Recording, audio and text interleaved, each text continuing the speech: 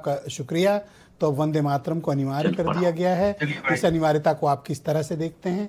दूसरा, क्या इसके पीछे बंगाल के चुनाव हैं, या फिर ये बहुत लंबे समय से पेंडिंग एक राष्ट्रीय हित का काम था, उसको सरकार ने किया? और चौथी बात, अल्पसंख्यक कम्युनिटी, खासतौर पर मुसलमान, इस आदेश को किस प्रकार से ले रहे हैं?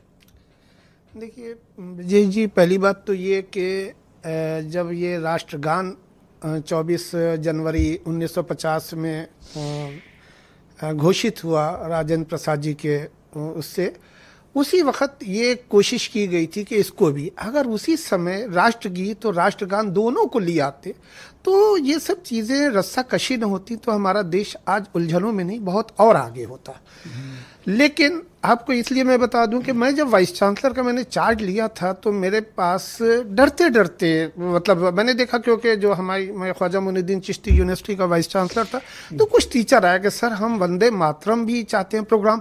मैंने कहा बिल्कुल हो। 2017 में अगर ख्वाजा मुइनुद्दीन चिश्ती में बाकायदा वंदे मातरम हमने करवाया, और हमने यही नहीं करवाया, हमने कहा देखिए एक बात आप समझ लिए कि जब आप वहाँ से अरब से लोग व्यापार करने यहाँ आते थे तो आपके सम्मान में भारत ने मुसलमानों के लिए, उनकी इबादत के लिए जब मस्जिद यहाँ बनवाई, तो आज कम से कम हमारे सेंटर गवर्नमेंट ने इतना बड़ा काम किया कि अगर आपका भारतीय जाता है, दुबई जाता है व्यापार करने, तो वहाँ भी उसके लिए पूजा स्थल बनाया।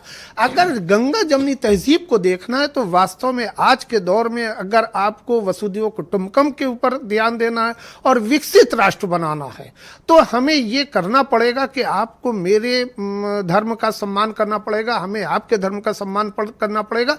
और ये दोनों बंगाली थे, चाहे रविन्द्रनाथ टैगोर जी को ले लीजिए, चाहे बंकिम चंद्र चटर्जी को ले लीजिए। अगर ये, हाँ ये ज़रूर है कि ये बंकिम जी ने ये 1876 में ये पहली बार ये प्रकाशित हुआ था ये, और ये इसको कम्युनिटी ने किस तरह से लिया? कम्युनिटी ने इसको, देखिए कोई रिएक्शन कम्युनिटी में इसलिए रिएक्शन नहीं, कम्युनिटी में इसलिए रिएक्शन नहीं है कि ये संस्कृत भाषा में ना होता तो दौड़ दौड़ के लोग इसको अपना रहे होते। क्यों? क्योंकि इसका मीनिंग अगर निकालिए तो वही है कि अगर हमें मालूम है कि हम करबला जाते हैं, वहां से इतनी से खाक ये सोच के लाते हैं कि इस खाक में इमाम हुसैन का खून मिला है, वो ला के यहाँ की भारत के खाक में मिला के सजदा करते हैं।